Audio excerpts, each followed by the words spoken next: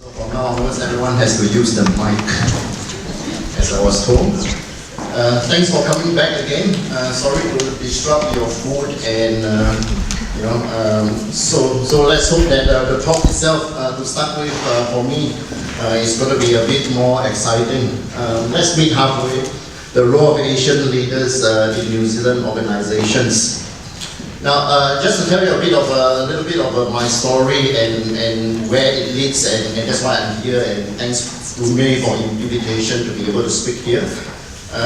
Now, so I don't know whether you know how academia works, right? So once upon a time, in the academia, it's always US run, right? So US centric, so all the top journals, all the best place to publish in is in the US, right? So if you want to be famous, try to go to the US also.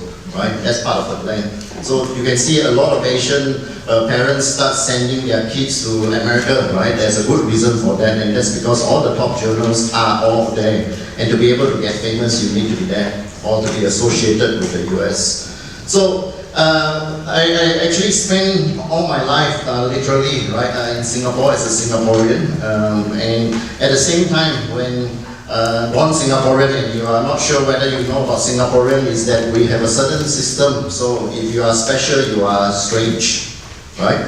So it's so organized that everything seems to be in order. So all my friends goes to the university. The top 20% will go to the university. So if you happens to be not in the university at my time, you will be like, you are strange or crazy, right? So choose one.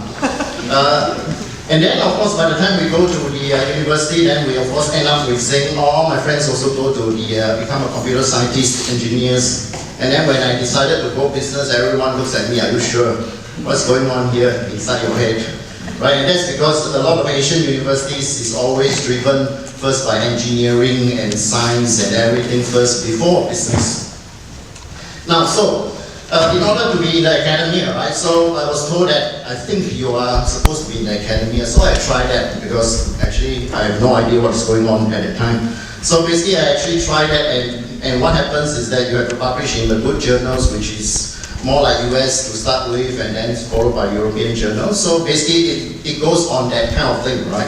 So despite the fact that most of my work is in the Asian space, I've actually, to be honest and blunt about it, is that most of the Asian so-called academics never pitch ourselves as Asian researchers, okay? And that's because if you actually go back to the history of what happens 10, 15 years ago, in those journals, they will never understand that Asian data can be trusted, so Asian data are faked. Right, so in the Asian lessons, why do we actually need to learn about Asian lessons after all? Right, the economy is always in the US and in the Europe stage. Right, so for the academics like myself, I end up having to pitch myself as a generic person rather than an Asian. And it's very interesting that in the grand scheme of things, after spending about 3 years in the UK and then come finally into New Zealand about 11 years ago, spending 10 years in Auckland, and actually so far 1 year in Victoria, right? That in the past, the same time that was the 11 years that I've actually spent in New Zealand, it's the same time that Asia has taken itself to the next stage, right? So that's where the evolution of Asia has actually started. I would say about year 2000 roughly, right? As you all know, 1997, that was the crisis, so it didn't help much with the Asian economy. So that's where it happens. Now, so 3 years ago when I was still in Auckland, and at the same time still not pitched as an Asian, sort of in some ways, I was hunted for this role that I'm actually doing now, and this role, as May has described, is the Bank of New Zealand Chair in Business in Asia. It so happens that it's co-funded by the government, the Ministry of Foreign Affairs and Trade, Ministry of Business, Innovation and Employment, as well as New Zealand Trade and Enterprise, NZTE. So everyone is my boss, I always say, right? Who else is not my boss? Everyone is there. So basically, part of the plan of this chair, by the way, right, is to have this private institution plus a government institution plus the university to actually enact New Zealand organizations within Asia. Okay, and this joint venture was set up in 2010, late 2010, as far as I know. They start headhunting people in July March 2011. So I was headhunted, but Auckland has refused to let me go, University of Auckland. So somehow I stick around for 2 more years. 2 years later, I actually got headhunted again. So last year I decided that it is time to actually do something of my passion, which is actually the BNZ Chair in Business in Asia, to engage in Asia or New Zealand organizations particularly. Right? So that's basically a bit of the story about the fact that how I end up here and the reason why. Right? In the past, right, in many of the other institutions that you are in, or in the case of the more old folks, right? You will understand that basically once upon a time Asia is never that big, so basically the world has sort of neglected and ignored it at certain stages depending on what industry you are, but now it's actually starting to take the center stage. Right? Now just to cite Grant Thornton, I know Grant Thornton has been here. Now it's important to recognize that, as I mentioned before, also part of my role, right? And it's important to recognize the importance of Asia in the particular context to New Zealand, right? In this context, Grant Thornton has discovered that despite the fact that New Zealand not just have enough resources to basically enter the market, we're talking about 4 billion people, right? And I've heard of my fellow speakers saying about the fact that Asia is more than Chinese, and you have to totally agree, right? Because Asia, even if in a general sense you have to include India and China in alone, is more than 3 billion, and plus Southeast Asia, which is 620 million plus, right? So that is close to 4 billion. And the matter of fact is that in the New Zealand context, as far as I work with my stakeholders, right, and sponsors, my understanding is that New Zealand, and I agree with these results, is the fact that New Zealand organizations are not say afraid, right, but just high risk, right, in trying to get engaged in the Asian market. But unfortunately, at the end of the day, right, if you actually look at what is actually going on there, it's not just about the fact that New Zealand organizations choose or not choose to actually engage with Asia as a market, but more importantly, you might find that Asian organizations are here, right? So whether you would like to engage or not is not an option, right? You will always be asked to engage, right? As we all know about all these Peng Sim trying to buy over a lot of our farms and other things, so there's a lot of public discussion around those things, so there's a need to engage. Now, why Asia is extremely important, just a quick slide on it. Now, significant happenings that's been going on, right, in the world is that Chinese companies are no longer just, or rather China is no longer just sort of a country that foreign companies go into, right? We are still discussing this in New Zealand, no doubt, but unfortunately the world has changed and China has evolved so fast that it's actually expanding much more than the kind of investment that's going into outward from China is more than what is actually going to China as we speak. There's been a lot of reforms that's happening in China. I don't want to go into straight details, but what is happening is that China wants to become a more developed country, and as a result of that, there's going to be a lot more regulation being slammed, right? But accidentally, of course, foreign companies has, this only the understanding of China and of course of a lot of other Asian markets is the old way of doing things, which is a bit of a grayish thing, right? It's like things that is under the table, right? So a lot of foreign companies are not used to the kind of things that's actually going to happen, right? Or within the China's internal reforms, and after that actually takes place, right? Then there's always the relationship between China and India, that the India Prime Minister has celebrated, sort of had a dinner on his birthday with the China's leaders. So that was an interesting way of establishing some relationship, although there's a lot of discussion about where Japan plays, right, between the two. And of course, Japan itself has a relationship that's on and off and ongoing discussion with Korea as well as China, right? Not to say the ASEAN Economic Community is going to happen in 2015, that brings the 10 countries of the ASEAN into the pictures.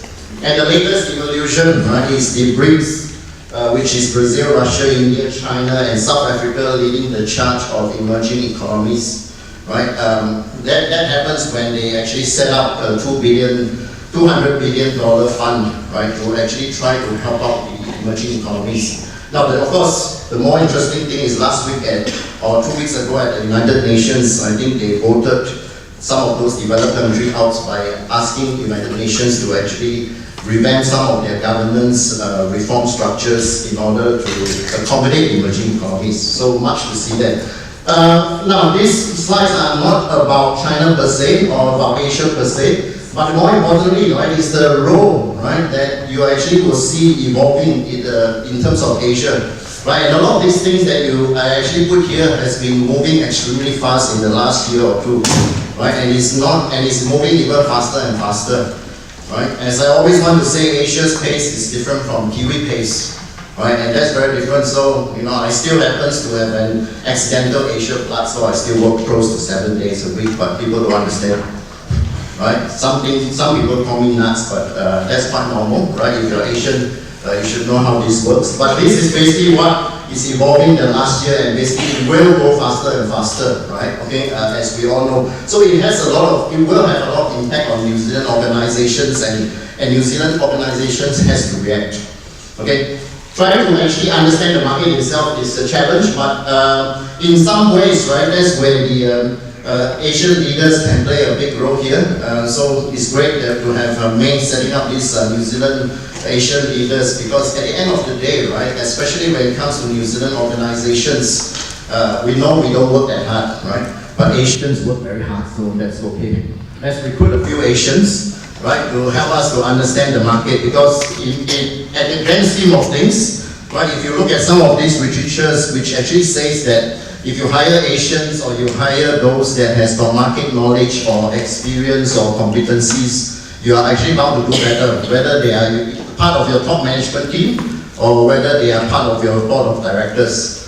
Right, the good news is that I was interviewed about a few weeks ago by the Institute of Directors, because they are looking into to make sure that gender diversity is not just a big issue, but also in terms of ethnic diversity within the board of directors in big companies here, or even small and medium enterprises in New Zealand. So I'm glad that the market is actually getting that awareness about the importance of what Asian leaders can actually do within for New Zealand organizations. Now, so what Asian leaders can do in this context, there's always a few things that can be done. Most of you would know some of these things that I highlighted here, so I won't go into detail. The things like cultural intelligence and market intelligence, right? It's one thing to say that we, and I like the first speaker, Sharon, who said that we are all of the same skin, but somehow, right, we actually make ourselves different, but that's quite normal, right?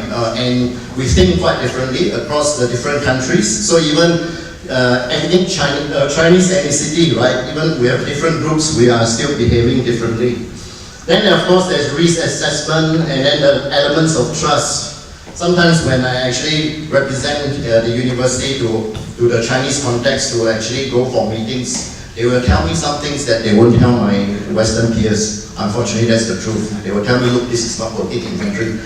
这样下去不行. That's what they say, right? So basically they will tell me, because actually in some ways I'm actually representing my Western counterparts, but at the same time, as a Chinese, they want to tell me off the record that basically this cannot continue, right? Basically that was what they were trying. So sometimes it does help, right? So I will feedback, but I won't say too much.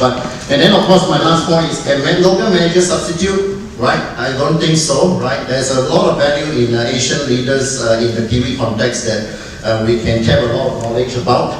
Why I say no? Check out McDonald's, ask McDonald's why they are in trouble, right? Ask about OSI, right?